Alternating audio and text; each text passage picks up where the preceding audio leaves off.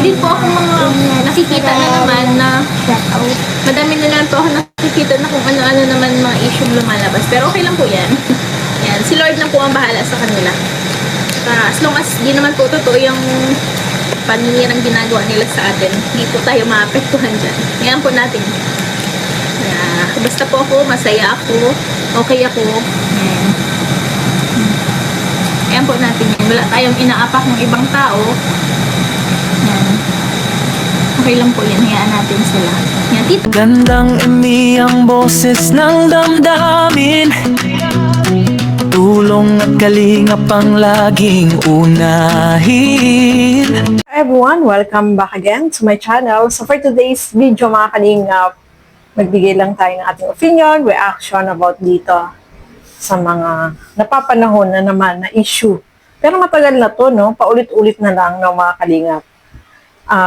About dito kay Arjen na yung mga paninira niya o yung chismis niya about dito kay Carla na alam natin, kamag-anak niya, pinsan niya, pero kung ano-ano sinasabi niya sa kanyang live. No? Pag-uusapan po natin yan, mga kalingap, at ano ba yung masasabi ni Carla about dito. No? So, eto nga, bago natin simulan yan, huwag niyo pong kakalimutan mag-subscribe, Val Santos Matubang, Kalinga Frab at Edna Vlog. Ang inyong lingkod, Gandang Emmy, sa mga hindi pa po nakapag-subscribe, please subscribe and please hit the notification bell para lagi po kayong updated sa aking mga ina-upload na mga reaction video. So, eto, panoorin po natin ang video na ito. So, eto na nga, no, mga kalingap. Itong si Arjen, sa live ay kung ano-ano yung mga chismis niya dito kay Carla na alam natin matagal na to. Dati pa, sinabi na niya itong mga kwento na ganito, pero naulit na naman, no, mga kalingap. So, itong iniisip ko, no, kasi di ba magkamag-anak sila? Ano kayang meron? Bakit ginagawa to ni Arjen? At bakit kailangan niya na i-chismis itong si Carla dito pa sa live, no, mga kalingap? Hindi ba siya, hindi ba siya nahihiya? Or wala ba siyang pake? O talagang gusto niyang gawin? O para manira lang dito kay Carla, no? So, para sa akin, kapag mga personal life ni Carla, kung ano man yung ginagawa niya, labas na tayo doon. Hindi na natin pwedeng panghimasukan yun, no, mga kalingap. Kasi, syempre, may mga personal life naman yan, private life, about kung ano man sa sarili ni Carla. Hindi naman kailangan lahat ilabas, no, sa social media. Syempre, meron ding privacy, syempre, yung kanyang love life, kung ano pa man, no, mga kalingap. At, yun nga, ikinikismis ni Arjen na nakikita daw si Carla na nakaangkas sa motor, hinahatid sa bahay. Parang matagal na yan, no, mga kalinga. Parang hindi na siya bago. Pero paulit-ulit lang yung mga kwento na ganyan, no, mga kalingap. So, nakalungkot lang kasi bakit kailangan sabihin to ni Arjen? Especially dito sa social media. Bakit kailangan niya kwento sa live? Pinapakialaman ba siya ni Carla? Ano bang ginagawa sa kanya ni Carla? Wala naman, di ba? Hindi naman siya, kapag nagla-live naman si Carla, hindi naman siya nagkikwento about kay Arjen. Pero bakit kaya ginagawa ni Arjen itong mga ganito na kwento dito kay Carla na niloloko lang daw ang mga sponsor, pinapaasa. So bakit niya nasabi yun, no, mga kalingap? Ang alam ko sa mga sponsor, kusap po silang nagbibigay. Hindi nanghihingi si Carla sa mga sponsor. Kung mayroong mga nagbibigay sa pabahay kay Carla, kusang loob po yung binibigay ng mga sponsor na nagmamahal at nagsusupport dito kay Carla. Pero never naman nanghingi si Carla sa kanila, no, mga kalingap?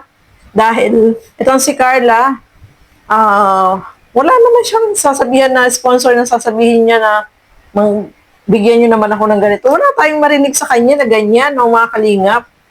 Kasi mahal si Carla ng mga sponsor, natutuwa sa kanya, kasi napamahal na talaga itong si Carla, saka si Jomar, talagang marami yung nagsusupport sa kanila. O baka naman naiinggit itong si Arjen, no, mga kalingap. Wala ka nang pakialam, Arjen. Kung ano man, yung ibigay ng mga sponsor. Hindi naman nanluloko si Carla kasi si Carla, hindi naman siya nangihingi. Kusang ibinibigay yan ng mga sponsor. Dapat yun ang isipin mo. At huwag kang magkwento ng mga kung ano-ano, especially sa live, na alam mo naman na walang katotohanan. At saka kung personal life, hindi na kailangang ikwento pa, no, mga kalinga. At saka about sa mga personal life ni Carla, hindi mo dapat siya pangunahan, no, mga kalingap. At saka nakita naman po natin, okay naman si Carla, si Jomar, 'di ba? Wala namang problema sa kanila. Bakit kaya itong si Arjen kung ano-ano yung mga kinikwento niya na ewan? Nainggit ba siya kay Carla dahil sa mga achievement na nakakamit ni Carla?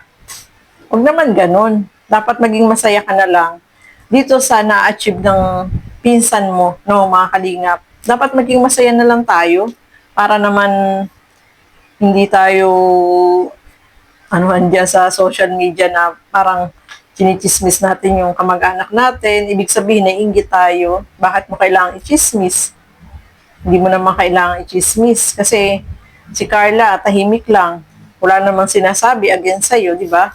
So, dapat, ano ka na lang, maging masaya ka na lang, Arjen, dito kay Carla. Huwag ka nang dyan. Huwag ka nang palakwento ng kung ano-ano, no?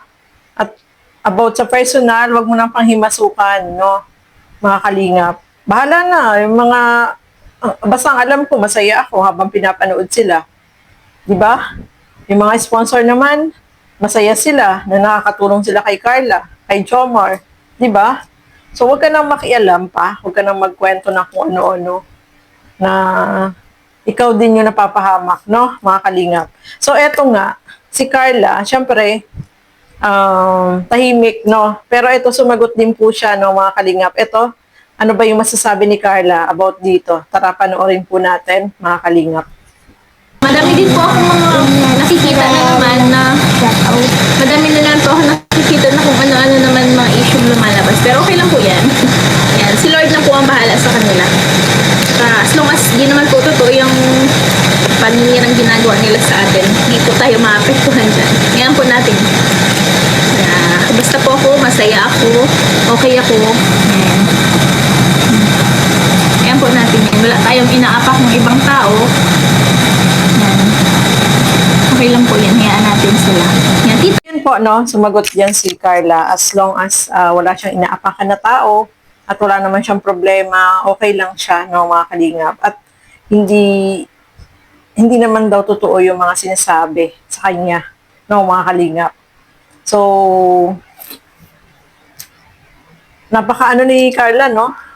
Napakabait niya. Kung ako yan, sasagutin ko talaga. Pero hindi siya ganon na tao. Talagang sabi niya, alam niya yung kung ano yung totoo at wala siyang inaapakan na ibang tao. Okay lang yan. So, bahala na kung sino man yung si Arjen na panay ang kung ano yung mga sinasabi dyan.